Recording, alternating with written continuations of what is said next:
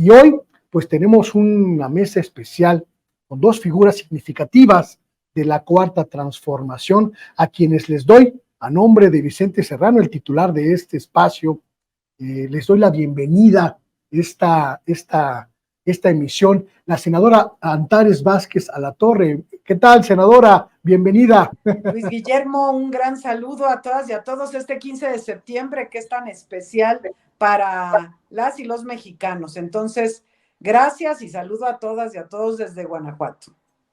Desde Guanajuato, la cuna de nuestra independencia, y desde Querétaro, la cuna de la Constitución, el doctor Ángel Valderas, amigo de esta casa. ¿Qué tal, Ángel? Bienvenido. ¿Qué pues, Luis Guillermo? Pues también la independencia, acá estaba la corregidora, de aquí salió Ignacio Pérez para avisar a San Miguel de Allende, o sea, puro bajío hoy en esta noche que sí hay que festejar la independencia, ya por decirlo, en este sexenio sí tenemos elementos para festejar en esta noche con el nombre en mayúsculas, con luces neón, independencia. Es decir, que las grandes decisiones en este país no se tomen desde el extranjero, como sucedía con el neoliberalismo. Ha sido una época de muchos cambios, de muchas transformaciones, senadora Vázquez Alatorre, pero sobre todo una época que el presidente López Obrador ha logrado imprimir un sello de trabajo vertiginoso, prácticamente incansable. Prometió trabajar 16, 18, 20 horas al día y lo ha cumplido prácticamente a cabalidad. Esta tarde, este mediodía de 15 de septiembre, se dio el lujo de inaugurar la primera etapa del tren suburbano México-Toluca, ese que Peña Nieto hizo como que construyó y dejó prácticamente en obra negra, por supuesto, sin obviar que se gastaron cientos de millones de pesos, quizá miles de millones de pesos, que todavía no sabemos y quizá no sabremos nunca dónde quedaron. Y hoy finalmente el presidente López Obrador, antes de ir al Zócalo, pues se dio el lujo de abrirlo. El insurgente ya está corriendo por los suelos del Estado de México.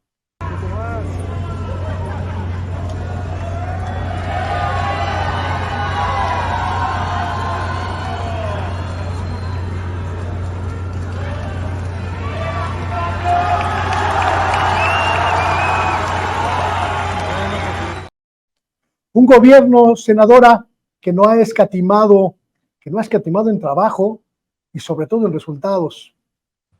Efectivamente, bueno, ahí le saluda la pulga, ya llegó. Pero efectivamente, fíjate, Luis Guillermo, que la oposición hace parecer como que lo que ha sucedido en esta cuarta transformación es algo como que X, normal, ¿no? Critican la refinería de Dos Bocas, critican el aeropuerto, critican el Tren Maya, critican caminos, critican todo este tren, ¿no? Pero hay que recordar, y miren, es muy importante mantener la memoria de lo que hemos vivido las mexicanas y mexicanos antes, ¿no? Porque una obra, por ejemplo, bueno, aquí en Guanajuato, un puente puede durar 3 años, 4, 5 años, un puente. Y ahora se hizo una refinería en 2 años y medio, se hizo un aeropuerto en 2 años. Efectivamente, este tren que bien dices, duró todo el sexenio de Peña Nieto, además, y mega inflaron los costos de ese tren, se robaron un dineral y ahora López Obrador lo va a entregar.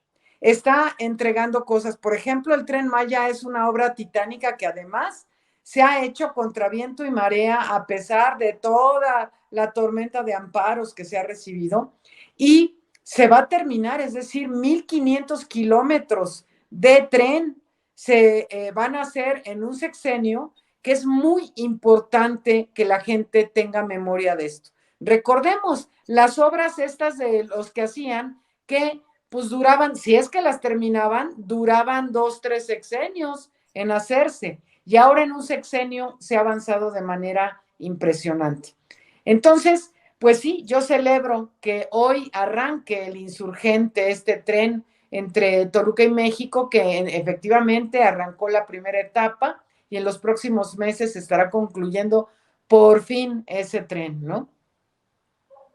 Una serie de decisiones de políticas públicas, estimado doctor Ángel Valderas, que nos permiten comparar y contrastar estos 5 años de gobierno del presidente López Obrador y los gobiernos antecedentes en materia de políticas públicas, en materia de política social, en materia incluso de política económica, incluso en materia de política presupuestal y monetaria. Un gobierno que en 5 años, desde su perspectiva, usted me dirá, quizá ha dejado ya una impronta, ha marcado ya una impronta en la historia de nuestro país, Ángel Valderas. Pues Luis Guillermo y estimada Antares, mira, la oposición, como señalaba la senadora, pues se la han pasado criticando porque tienen algo que criticar. Nosotros no tenemos nada que criticar, no les podemos criticar los aeropuertos que construyeron porque no construyeron ninguno. No les podemos construir su refinería porque en 36 años de neoliberalismo no construyeron ninguna. Fueron capaces de construir una barda. No le invirtieron a un corredor logístico. No construyeron ningún ferrocarril. ¿Qué les podemos criticar?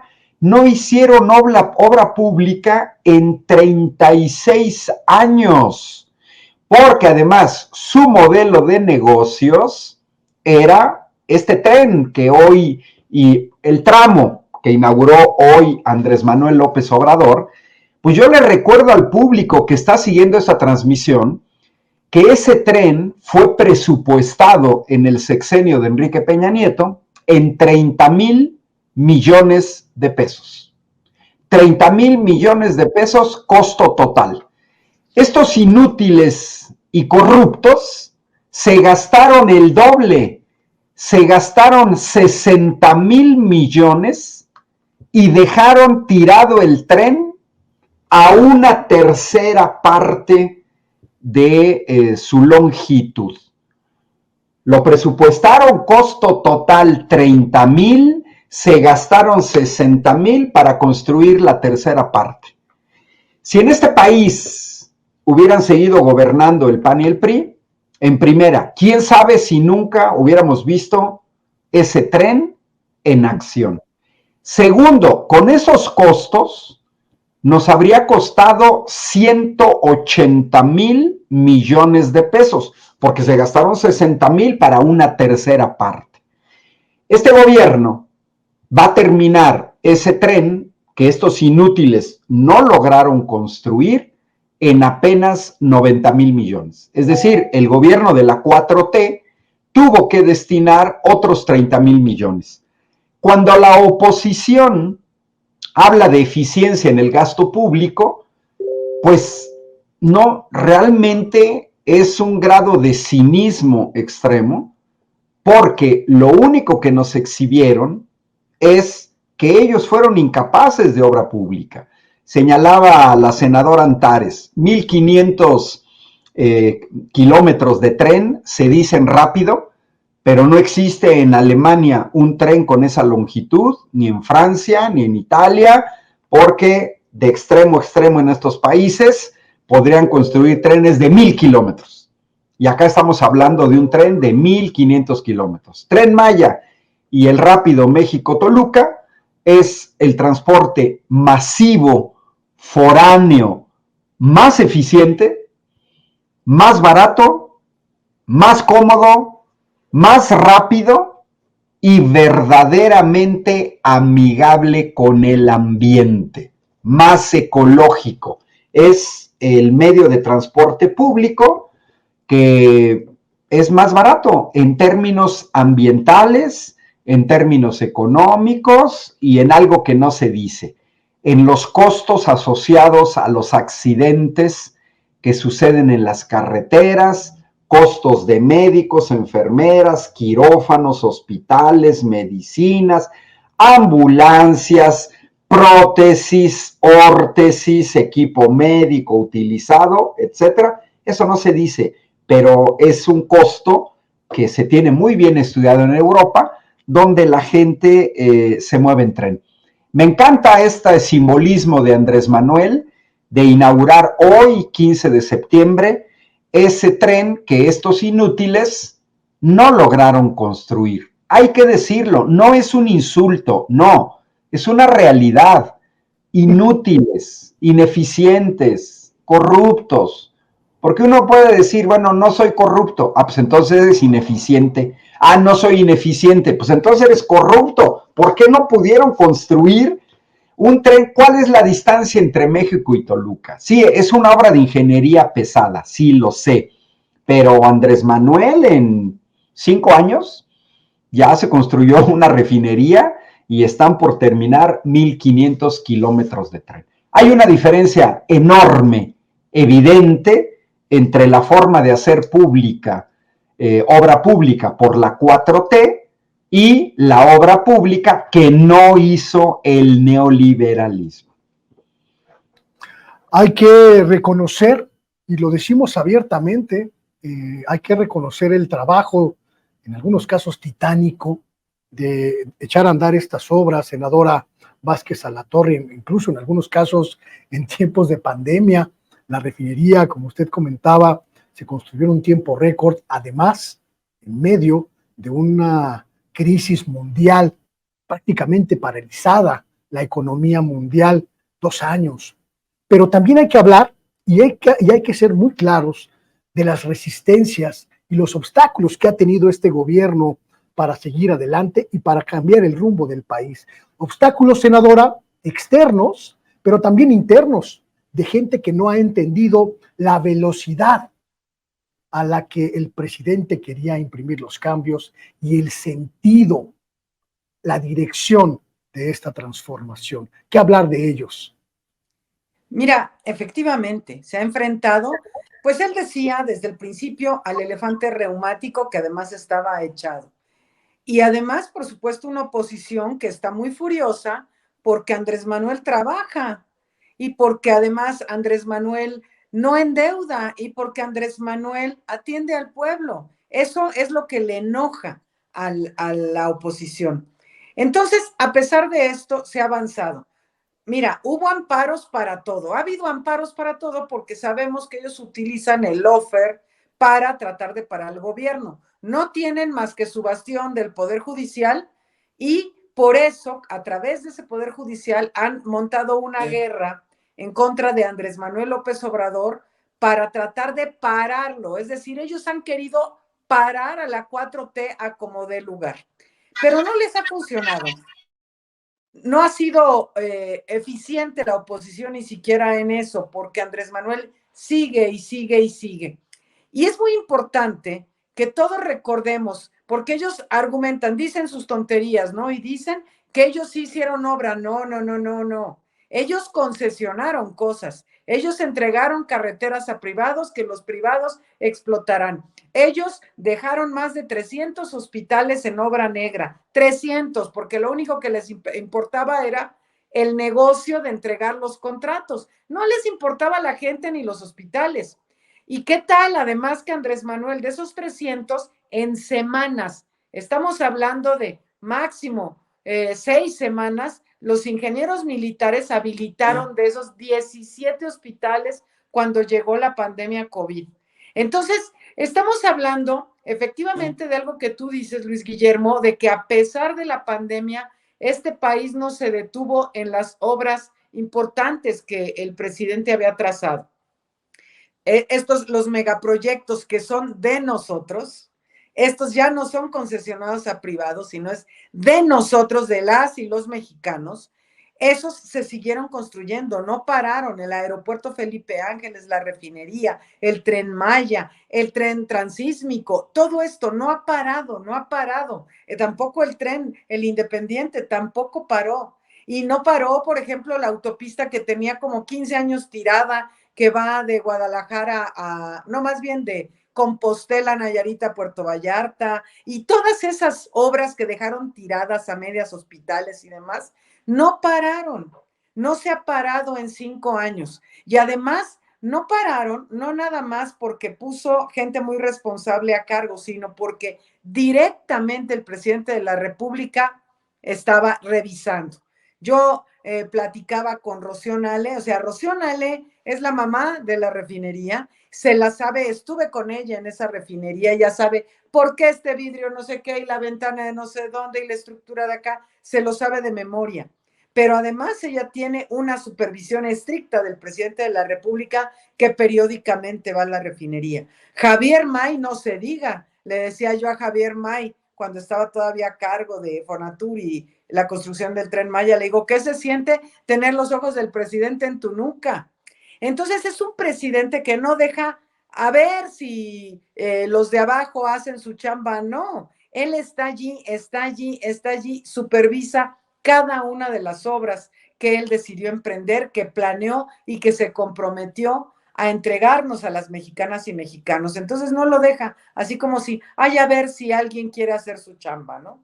Y además es importante destacar, por ejemplo, en el Tren Maya y en la refinería intervinieron diversas empresas y esas empresas también están chicoteadas por el presidente. Es decir, también están siendo supervisadas y cumplen porque cumplen los plazos. Y casualmente en el periodo neoliberal, las empresas siempre incumplían plazos, ¿no? Acá ya no se incumplen los plazos porque el presidente está sobre ellos supervisando. Bien la anécdota y no quedarnos con el antojo. ¿Qué contestó Javier May? Me dice, no, pues sí se siente duro, porque aquí yo no puedo fallar. Como Andrés Manuel nos dijo que no nos iba a fallar, pues nadie de su gabinete tenía derecho a fallar y de eso se encarga Andrés Manuel López Obrador. Excelente. Doctor Valderas, no podemos ser ingenuos, tampoco podemos echar las campanas al vuelo. Han sido 5 años vertiginosos, en algunos casos hasta huracanados por la velocidad y la capacidad de transformación que ha tenido este gobierno, pero las fuerzas que están detrás de los intereses que fueron desplazados en las urnas en 2018 siguen allí, siguen trabajando y en algunos casos obstaculizando los poderes fácticos, los grupos transnacionales desplazados de las industrias eléctrica, petrolera, etcétera, y están ahí agazapados y en algunos casos intentando volver. Esta transformación va a poder enfrentarlos cuando López Obrador ya no esté en el poder. Mira, es evidente que en algún momento la 4T debería dejar de depender de un solo hombre. Andrés Manuel es un líder histórico, difícil que en el futuro inmediato surja un personaje como él, con este liderazgo. Es el único político que ha recorrido los más de 2.400 municipios del país, que tiene décadas en la lucha y lógicamente pues no va a ser fácil encontrar otro Andrés Manuel López Obrador. Andrés Manuel lo habría podido buscar el permanecer en el poder, él mismo lo ha señalado, ¿no? A las calles, y sin embargo, pues ya entregó el bastón de mando a la doctora Claudia Sheinbaum, en parte con un relevo generacional de gente que estuvo integrada en el movimiento y que la buena noticia para los mexicanos, pues es que es un proyecto que no debe depender de una sola persona. Todos vamos a extrañar a Andrés Manuel, claro que sí. Marcó una línea, claro que sí.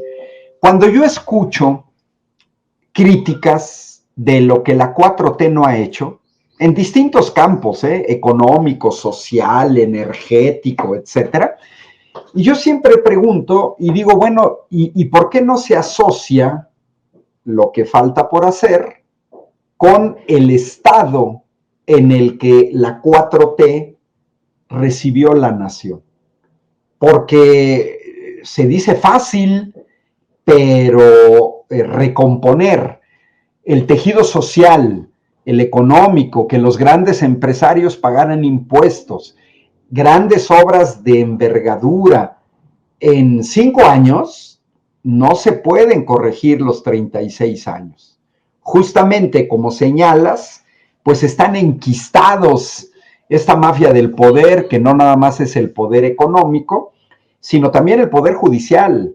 Este andamiaje jurídico que dejaron con instituciones disque autónomas, con jueces que se han dedicado a obstaculizar desde las políticas de seguridad hasta la política energética del anterior gobierno. Y es natural. ¿Cuáles son los intereses que están detrás? Pues por un lado, los grandes intereses transnacionales. Hoy en día, una tercera parte de las gasolineras en este país pertenecen a transnacionales extranjeras. Estas transnacionales, la única tecnología que trajeron, porque así nos vendieron el cuento en 2013 con su reforma energética, pues lo único que han hecho es venir a vendernos gasolina, algo que los mexicanos ya hacíamos desde hace 80 años, y vienen a vender a México gasolina mexicana. Pero el PAN y el PRI quieren regresar al poder para seguir con esta política entreguista de entregar nuestra riqueza energética a ExxonMobil, a Chevron, a Iberdrola, a Mitsui, a Mitsubishi, a Sempra, a Repsol, a Total Energies, a OHL, que le dieron a construir el circuito mexiquense, la carretera más cara de todo México, y las ganancias, pues lógicamente, terminan en Ámsterdam, terminan en Londres, terminan en París, terminan en Dallas, Texas. O sea, era un saqueo en el cual yo me pregunto, ¿en dónde están los grandes empresarios mexicanos del sector energético? No los busquemos. Hoy en día sale la señora Xóchitl Gálvez a decir que las empresas públicas son mal administradas. Pues yo la semana pasada en mi programa de Sin Censura se tenía que decir y se dijo, que se transmite todos los miércoles de 4 a 5, pues exhibí la pésima administración de panistas y priistas. Acaba de señalar la senadora, casi 400 hospitales abandonados, mal construidos, construidos en lugares pésimos, así como querían construir el aeropuerto de Texcoco, y están todos estos intereses mezclados.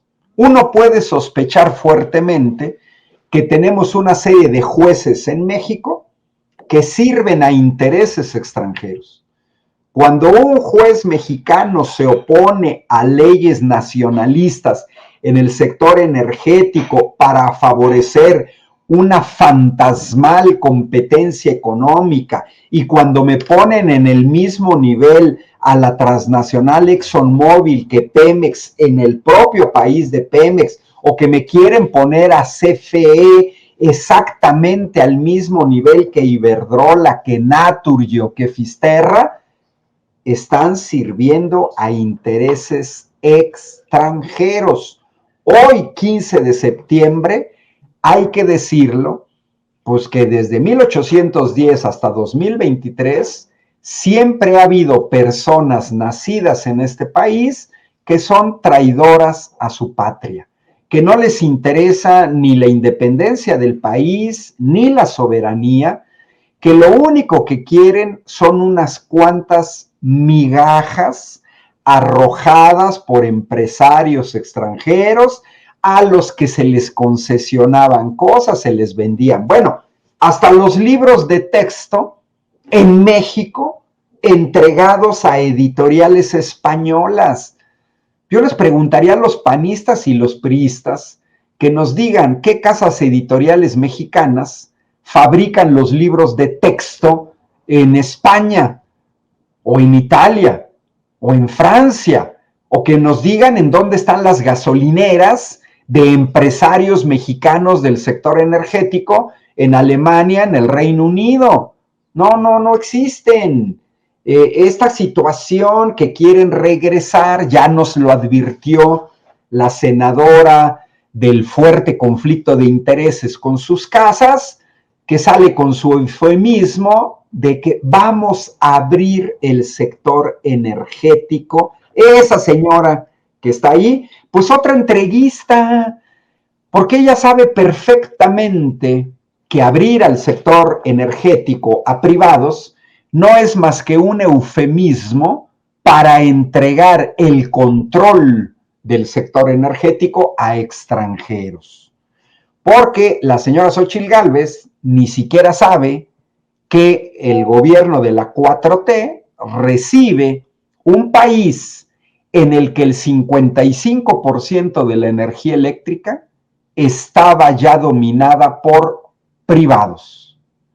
Y que de esos privados el 99% de esa energía estaba generada por extranjeros. Entonces, cuando dicen vamos a abrir a privados, que lo completen bien, sí, pero a privados extranjeros. Hablan de dinero, de falta de inversiones. Acaba de señalar la senadora, Andrés Manuel no ha endeudado el país. Estas grandes obras de infraestructura y los programas sociales se han financiado con una administración honesta, claramente distributiva de la riqueza nacional, que antes iba a terminar en unas cuantas manos. Eso es lo que les duele, estos intereses. Es absurdo ver que el dueño de un periódico tenía concesionados hospitales, o que un expolítico priista hipercorrupto que fue candidato presidencial del PRI y que perdió de manera estrepitosa, cuyas iniciales son Roberto Madrazo, hoy inversionista principal de Latinos, pues ese señor metido en el negocio de las medicinas. ¿De cuándo acá este señor tiene laboratorios de medicinas? ¿Es químico farmacobiólogo? No. Simplemente se dedicaban al coyotaje. Compro, vendo y me llevo una lana. Ese es el gran coraje que tienen. Y el reto es consolidar y profundizar los cambios en este país. Senadora, este movimiento, esta transformación, tiene ya un relevo, tiene ya un nuevo liderazgo, un liderazgo que grita es el tiempo de las mujeres y que pues en muy pocos días ha empezado a dar muestras de audacia a la hora de tejer y reconstruir unidad, alianzas, acuerdos, pero que también tiene enfrente un gran desafío. Vamos a escuchar. El calendario. Vamos por lo pronto estar saliendo jueves, viernes, sábado y domingo, o miércoles, jueves, sábado y domingo, dependiendo de la necesidad de este periodo, cumpliendo evidentemente con todas las leyes electorales. Iniciamos en Michoacán y ya les vamos a dar a conocer cuál es el recorrido. ¿Es el tiempo de las mujeres, senadora?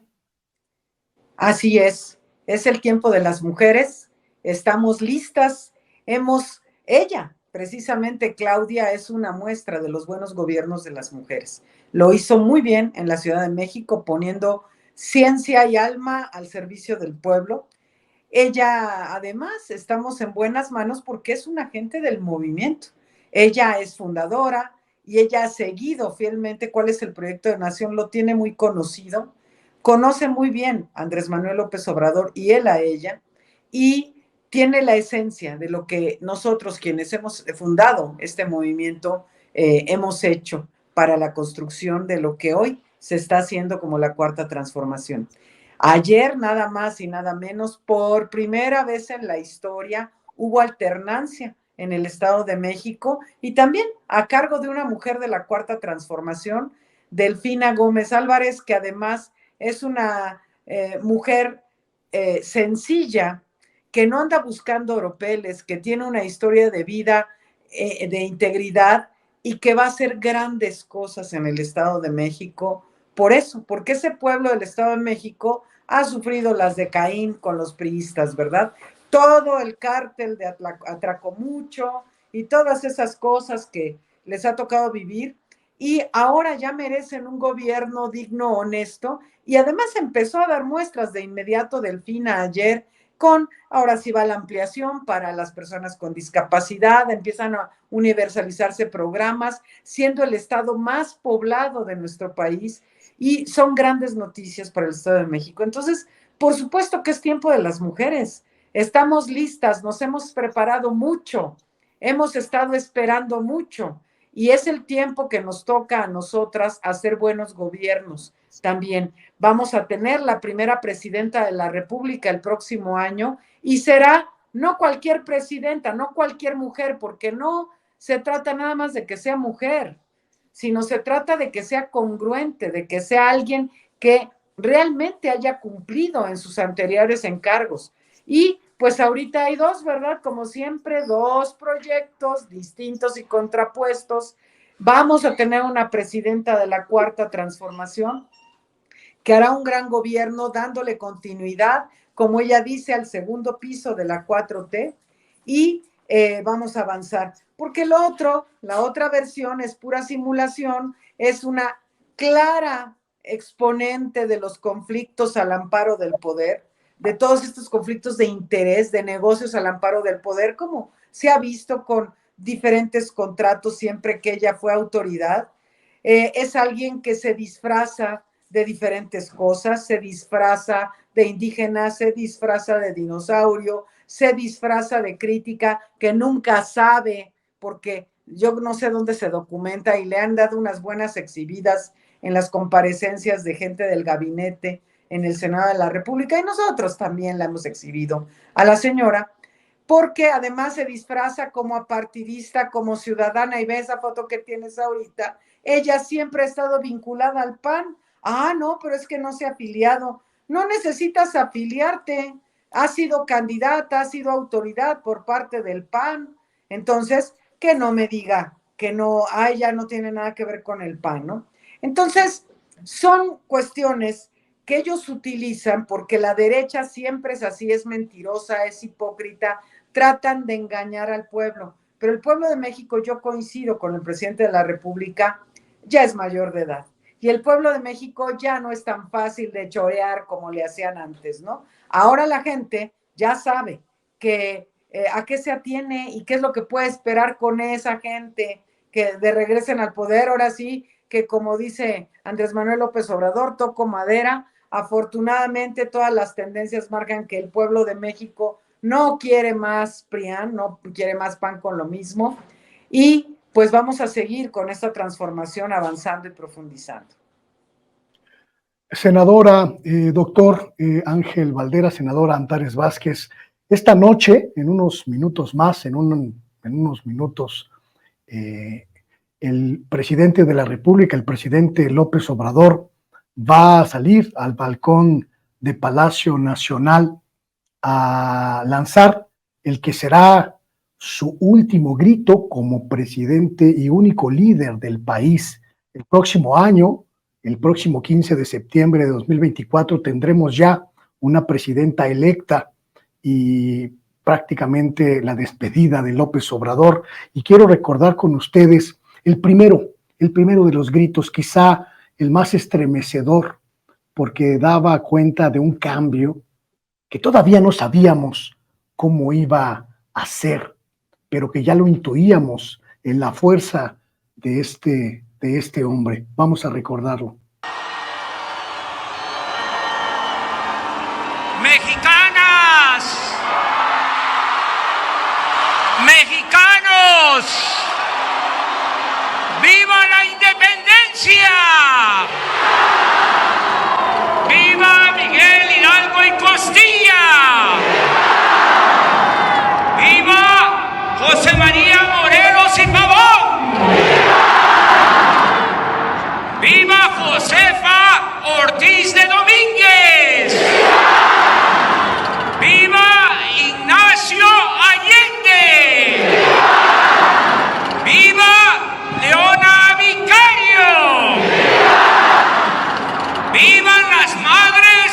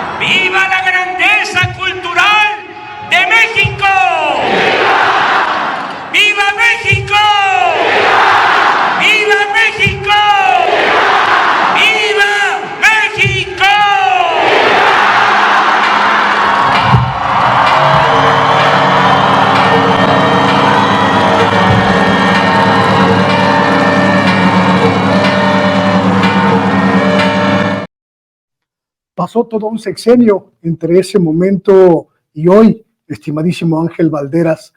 El balance es altamente positivo. No sabíamos entonces lo que nos esperaba, pero hoy que ya hemos vivido, podemos hacer una síntesis.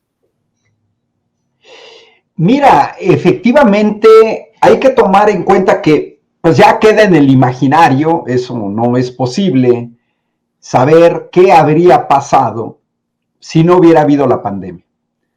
2 años de pandemia inédita, más de 100 años que no había habido una pandemia y no como la vivimos, pues que detuvieron la economía a nivel mundial. A mí me parece heroico haber construido una refinería con equipos, con ingenieros, con proyectos provenientes de Holanda, de la India, de Estados Unidos, muchos de ellos trabajado en México, en plena pandemia. Recordemos que miles de contenedores se quedaron varados en el puerto de Los Ángeles, California, de los más importantes, el más importante del Pacífico, en América, también en Asia.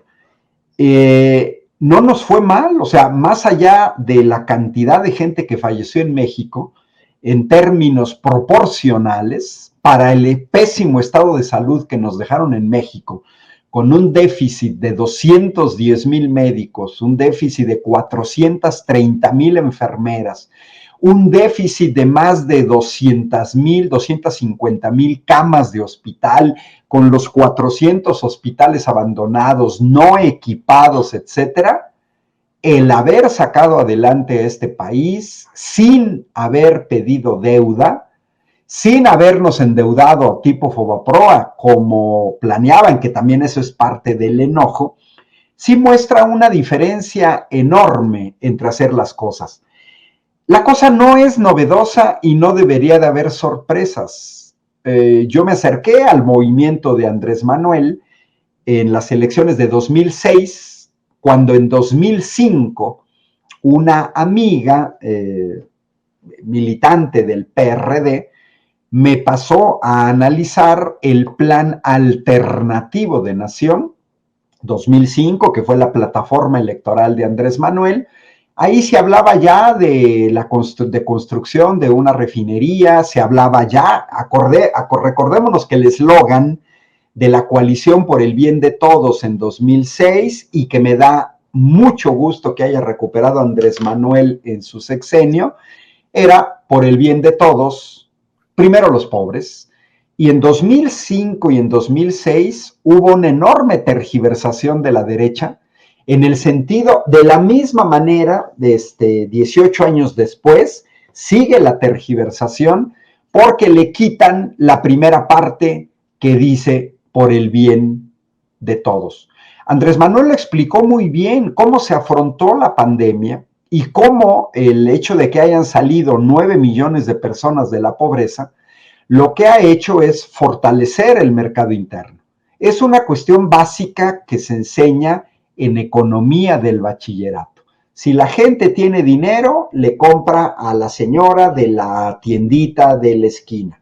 Y si la señora o el señor de la tiendita de la esquina venden, pues piden a los grandes mayoristas mercancía. Y si los grandes mayoristas venden a las tienditas que no cerraron, pues piden más productos a las fábricas, y entonces las fábricas no despiden a los trabajadores. Es una cuestión elemental y una forma distinta de afrontar los problemas, que son los que venían de la inseguridad, el déficit en educación pública, déficit en educación, la corrupción y también los nuevos retos.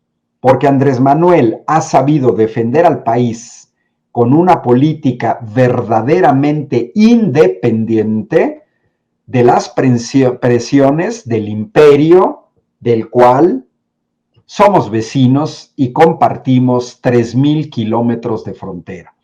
Porque hemos visto la manera tan inteligente en la que Andrés Manuel ha continuado con una política pública propia, sin depender de los dictados, primero de Donald Trump, luego de Joe Biden, pero más específicamente de sectores de la derecha norteamericana que nos han querido llevar incluso, por ejemplo, a que nuestro gobierno se involucre en esta guerra mandada en outsourcing por los Estados Unidos en contra de Rusia.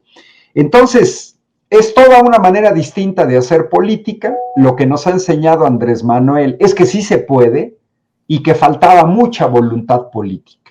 Por ejemplo, para que los grandes empresarios pagaran impuestos, ya con Felipe Calderón, el orden de magnitud de los impuestos no pagados por los grandes empresarios era de 250,000 millones de pesos. Y que no se hagan los panistas, y con esto cierro, que no se hagan los panistas. El terrible aumento del ensangrentamiento de este país se dio con el sexenio del panista Felipe Calderón. Es ahí donde detona el incremento notable de los homicidios dolosos en este país. Y también aprovecho pues, para preguntarle a la señora Xóchitl Gálvez, que seguramente es fan de Sin Censura, pues que nos cuente qué sabía ella de Genaro García Luna, del gobierno del que ella fue parte. Porque recordemos que Xóchitl Gálvez se integra al gobierno panista de Vicente Fox en 2003. Y como dijo la senadora, efectivamente, Xóchitl Gálvez formó parte de un gobierno panista en el gabinete ampliado. Después fue candidata a gobernadora del estado de Hidalgo por el PAN. Fue candidata a la delegación Miguel Hidalgo por el PAN y es senadora plurinominal del PAN. Es decir, esta señora tiene 20 años de connivencia con los panistas. Piensa como panista, camina como panista, dice las tonterías que dicen los panistas, es mentirosa como los panistas, es entreguista a intereses extranjeros como los panistas. Pues es panista. Ah, es que no estoy afiliada. Eres panista. Pues sí. O sea, solo que les da vergüenza, ¿eh? Este disfraz ciudadano les da vergüenza. Pero para mí fue premonitorio que Xóchitl Gálvez se disfrazara de botarga y después fuera candidata de los dinosaurios del PRI. Esa foto de Xóchitl Gálvez con los dinosaurios, pues su disfraz de botarga fue premonitorio, porque ahora es la candidata de los dinosaurios del PRI. En 2020, senadora, vivimos un grito de independencia completamente distinto, una imagen que viéndola otra vez estremece, recuerda todo el dolor, recuerda la muerte, recuerda la desesperación del pueblo de México, pero también recuerda a un líder que no se rajó, que se fajó los pantalones frente al mundo y que con el escenario que planteaba el doctor Ángel Valderas, ese escenario de destrucción del aparato sanitario público nacional, el desmantelamiento prácticamente total de las estructuras hospitalarias del sector salud en México, pues enfrentó este momento. Vamos a recordar aquí el grito tremendo. ¡Viva el amor al prójimo! ¡Viva! ¡Viva la esperanza en el porvenir! ¡Viva! ¡Viva México! ¡Viva! ¡Viva México! ¡Viva! ¡Viva México!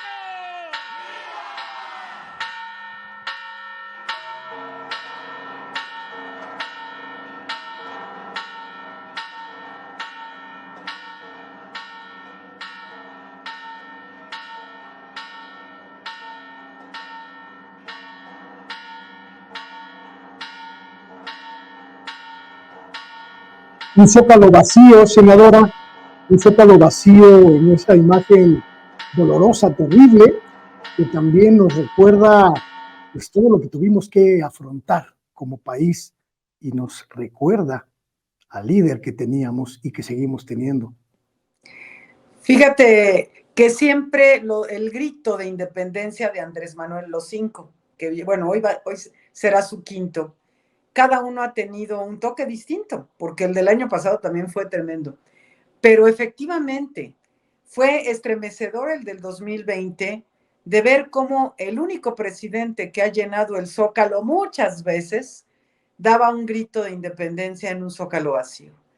Y efectivamente es sumamente simbólico como todo lo que él hace, porque Andrés Manuel utiliza los símbolos para todo, siempre ha sido un presidente de símbolos.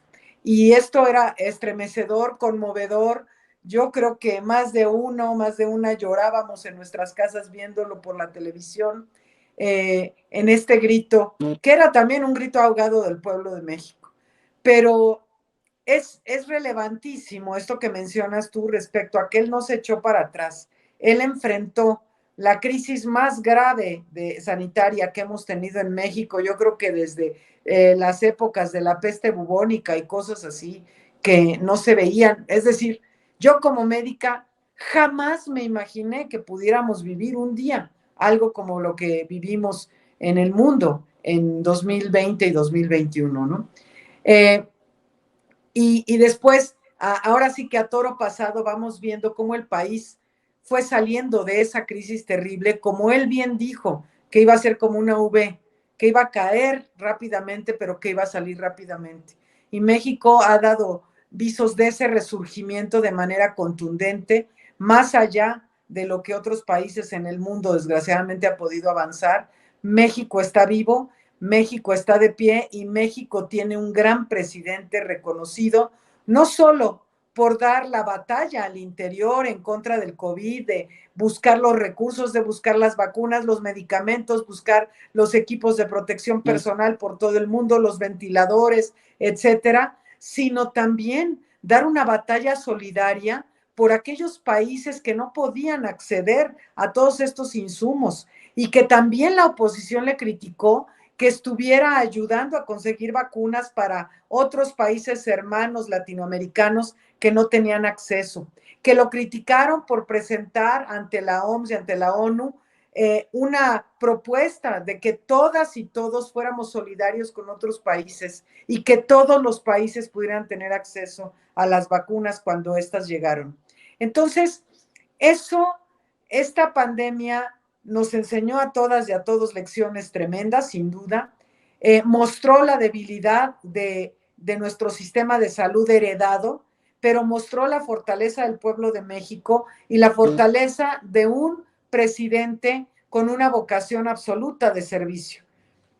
Dentro de todas las desgracias que la pandemia representó, hay que dar gracias porque el presidente era Andrés Manuel López Obrador. ¿Qué hubiera sido de nosotros con uno de los del PRIAN? Imagínense con Felipe Calderón o con uno de esos. ¿Qué hubiera sido de México en la pandemia? Entonces, ese grito fue emblemático como cada uno, porque además no ha habido uno igual.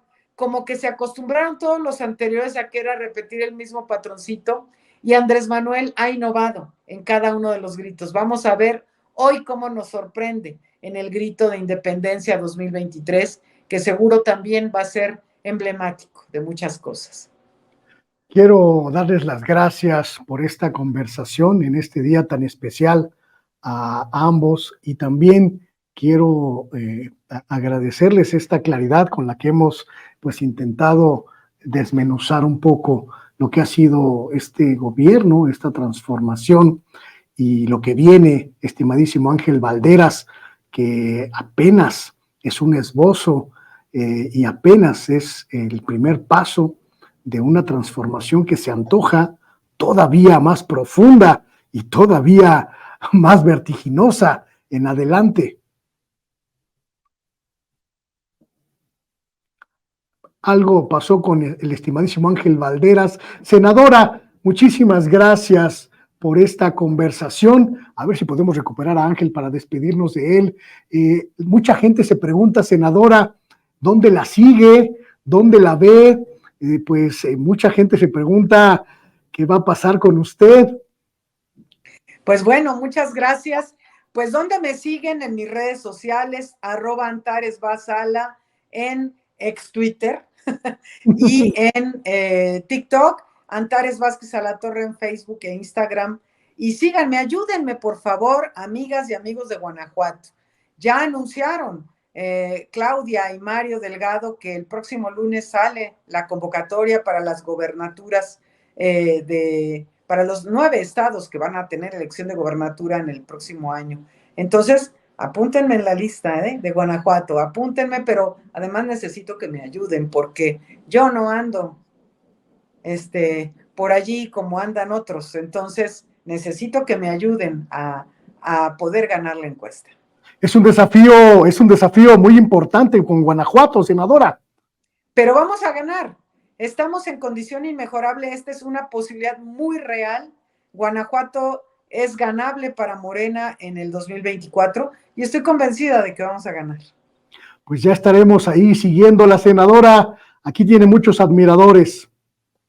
Sí, lo sé, hay mucha gente que me ha conocido precisamente por Sin Censura y por eso yo siempre voy a estar eternamente agradecida con Sin Censura y con todas y todos ellos. También con mis amigos y amigas migrantes, porque ellos me siguen muchísimos a partir de Sin Censura, me han seguido, me los encuentro cuando hemos ido al Zócalo o en algunos otros estados cuando he visitado para cualquier cosa, me encuentro allá amigas y amigos migrantes que me siguen y les pido que les digan a sus familiares en Guanajuato que también me sigan. Ayúdenme en eso. ¿Sí me ayudan? Por supuesto, senadora, aquí vamos a estar siguiéndola, observándola, por supuesto, con mucho detenimiento. Mi querido Ángel Valderas, te perdimos un segundo, pero ya te recuperamos para despedirnos en este viernes especial de 15 de septiembre. Tenemos un problema con el audio, estimadísimo Ángel. Es que lo desactivé. Estaba pidiendo mi mezcal, dije que no se escuche. Pues yo ya veo a Antares como la 9ª gobernadora de Morena. Mira, yo aquí con mis alumnos del Tecnológico de Querétaro, que son de Apaseo el Grande, Apaseo el Alto, San Luis de la Paz, San José Iturbide, Celaya, Acámbaro, Salvatierra. Pues vamos a hacer ahí campaña. Si yo fuera guanajuatense, sin duda estaría apoyando a la senadora Antares Vázquez, que a final de cuentas es un análogo un poco a nivel nacional, no porque sea mujer. Yo estoy convencido que la doctora Claudia Sheinbaum compitió contra 5 hombres. No que paridad de género y que porque tiene que ser mujer, entonces no. La doctora Claudia Sheinbaum le ganó a 5 hombres. Antares Vázquez merece ser gobernadora, bueno, primero merece ser candidata a gobernadora de Morena y puede ganar la gubernatura de Guanajuato, no por ser mujer, no, es porque lo que ha exhibido en la 4T, ella organizó, se movió en el ámbito de defensa de la reforma eléctrica del presidente, ahí me invitó, estuvimos en León, estuvimos en Salamanca. Bueno, ahí me siguen en mis redes sociales, Ángel Valderas, en YouTube, en Facebook y en X, también antes Twitter. Y los invito a que sigan mi transmisión de Se Tenía que Decir y Se Dijo, todos los miércoles de 4 a 5 de la tarde, donde pues lo que estoy manejando es un poquito la línea de dato mata relato. Es decir, presento una serie de datos contundentes que muestran el fracaso del neoliberalismo en México y que ya se vayan y no regresan. Un abrazo cordial, Luis, Antares, y en lo que te pueda ayudar desde Querétaro, ya sabes que cuentas conmigo para apoyar primero esa candidatura y después que ganes la gubernatura de Guanajuato. Te la mereces. Muchas gracias, mi querido Ángel Valderas, y sí te tomo la palabra, y muchas gracias, Luis. Muchísimo éxito, senadora, muchísimo éxito, Ángel, y gracias por este tiempo. Y a usted que nos escucha, pues estamos a unos minutos ya de comenzar la ceremonia del grito de independencia. Estuvo en la tarde nuestro compañero José Alfredo Gutiérrez Falcón allá en el Zócalo. Mire, vamos a ver esto porque ahí ya prácticamente el jolgorio está está que empieza. Vemos las mañaneras a través de Sin Censura. ¿Ah? Y la verdad, un saludo bien cordial a todos ellos y déjenme decirles gracias por ese trabajo tan importante y tan necesario que hacen. ¿Okay? ¿De dónde nos visitan? Venimos de Atlanta, Georgia. Llegamos ayer, venimos a apoyar a nuestro guerrero, nuestro presidente. Pagamos 2 boletos de avión, pagamos 2 noches de hotel y todo para venir a decir ¡Viva México! Hola, amigas y amigos de Sin Censura. Pues bueno, aquí a mis espaldas están ya los ensayos para la noche. Acabamos de entrevistar a una señora que viene a ver a su hija, una niña que viene desde Tijuana. El presidente de la República nos ha pues presumido mucho este número, donde nos dice que vienen más de 1000 niños en un coro pues nacional. Entonces aquí atrás están los ensayos ya, aquí lo podemos ver, es parte de lo que vamos a ver en esta fiesta, Venimos de Las Vegas, Nevada. De Las Vegas, Nevada. Sí, señor. Y bueno, ¿qué les motiva a estar en esta celebración? La gente hermosa de México, que como México no hay dos. ¿Qué nos dicen? ¿Cuánto tiempo tienen en Las Vegas? Y ahora, ¿qué los trae por acá? Además del grito, ¿qué les hace mover ese sentimiento mexicano? Bueno, tenemos en Las Vegas como 60 años y venimos a México por no perder la tradición mexicana tan linda que fue enseñada por nuestros abuelos, nuestros padres. No solamente a probar la comida tan rica que es, pero la gente tan hermosa que es también. Vamos a tratar también de transmitir y vamos a tratar de hablar con el pueblo de México que está feliz. Está feliz porque pues bueno, hay resultados. Así es. Vamos a ver la arenga del presidente, a ver qué le agrega, ¿no? A estas arengas históricas. Bueno, ¿qué esperas de este? Esto está ocurriendo en el Zócalo, prácticamente a esta hora ya debe estar colmado. Le decía al principio de la emisión, pues de acuerdo con las estimaciones del gobierno capitalino, podríamos esperar quizás hasta 500,000 de personas esta noche en el Zócalo, en las inmediaciones del Zócalo. Hay fiesta en todo el primer cuadro de la ciudad y mañana temprano será el desfile conmemorativo de nuestra independencia. Aquí en Sin Censura todavía tenemos programación un ratito. Vamos a seguir hablando de soberanía con los compañeros de Contralínea en la mesa de investigación de Contralínea y Sin Censura. Vamos a tener ahora inmediatamente después una charla con Sósimo Camacho y un servidor, que vamos a charlar sobre 2 aspectos de la soberanía mexicana fundamentales: la soberanía alimentaria, la soberanía que busca defender principalmente a nuestro producto más importante, el maíz, de la intervención y el fuego extranjero, incluido el glifosato, los agroquímicos, y la soberanía energética, quizá 2 de los elementos más importantes de este sexenio. E inmediatamente después quiero invitarles a que se queden a escuchar la primera parte de una conversación que tuvimos en exclusiva. Ella no suele dar este tipo de entrevistas en los medios de comunicación y para Sin Censura es un honor que nos haya permitido pues conversar largamente. La directora del CONACYT, la directora del Consejo Nacional de Humanidades, Ciencias y Tecnologías, la doctora María Elena Álvarez Buya, con quien vamos a hablar de las mentiras en torno de las becas de posgrado. Ella va a desmantelar todo este aparato de fake news alrededor de la institución y nos va a revelar quiénes están detrás de los ataques contra esta institución. Esta primera parte de la conversación, muy interesante, muy nutritiva y sobre todo muy reveladora. Así que quédese, todavía falta un ratito para que el presidente salga al balcón de Palacio Nacional. Así que continuamos.